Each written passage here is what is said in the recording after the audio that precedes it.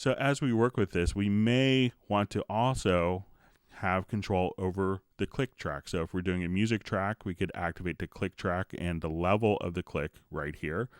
Or if we're doing an ADR session where they need to hear beeps before they start the recording dialogue process, we could activate the click right there. Now we have different tabs that are visible. If we're working in surround, one of the things you may want to be cognizant of is the capability of being able to down mix. So if I wanted to listen to what the project was in 5.1 or stereo or mono, I could just have my down mix presets so that I could easily see what it's going to sound like on different listening environments. When we go to our channels, this allows me to solo different channels in my surround field. So if I only wanted to listen to a particular project and only wanted to listen to the left speaker or add the right speaker or the center channel, take the LFE out, and in my surrounds. And there's some handy presets here. So if you wanted to solo just the left and right channels, or bring the surround channels to the front, or just solo the surround channels.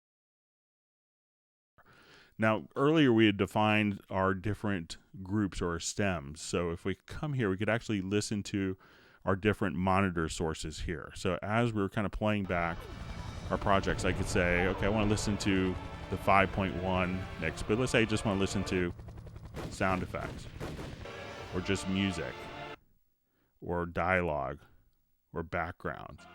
Now, if I could actually click this button, I could have different monitoring sources enabled right there. So if I want to do a quick M&E monitoring, I could just do that very easily. One of the things that's very powerful in Nuendo is this concept of having a monitor control. So I could have 4 different speaker sets set up, and these could be surround, stereo, mono, and these are connected directly to the output. So you're not gonna have any coloration of a hardware monitor control. But what you're able to do is say, okay, I want to switch between my Yamaha to my Gentle X to my Eves to my JBLs, and you could just simply switch, or you could just choose to switch on our sources within the bottom part if that isn't visible. Now, sometimes you may run into situations where you have different amplifiers in different sets of speakers, and you want to have a consistent monitoring level. If we go to the Setup tab and select our monitor, I could now have independent monitor level for each speaker, so that when I do switch, that the different speakers will actually have a consistent monitoring level. And if I needed to put different effects plugins, if I wanted to put an EQ on this particular speaker, you could do that. If we wanted to use an external device as a reference, we can now click on the external tab, and we could switch between our different external devices and click on the external button on the control room. So I could compare my mix to an external source very easily. We also have 4 independent cue mixes that could be available. These could be for musicians or for actors that are doing voiceover work. So if I wanted to open up my cue section of my mixer, we can now select a number of different channels and say I needed to send these directly to my musicians. At this point, I could just say I want to enable the cue sends.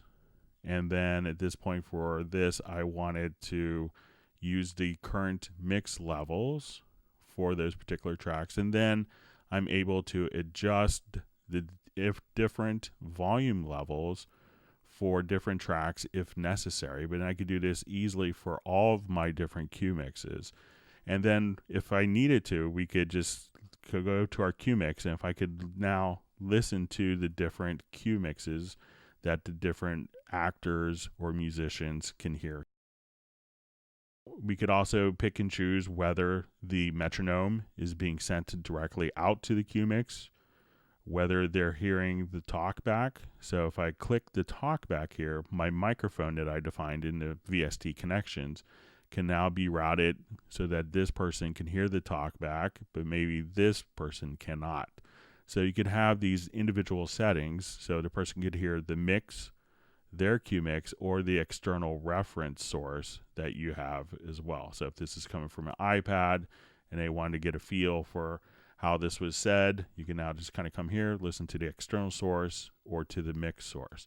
So very powerful control for your different QMixes. And if you need to have different plugins for the QMixes, you could click on the setup, and at this point you could load up VST plugins directly into QMix if necessary. Control room is also the ideal area for metering control. So if I'm playing back my project, I could choose to see full digital scale, DIN, EBU, British, Nordic, CAT system 20, CAT system 14, 12.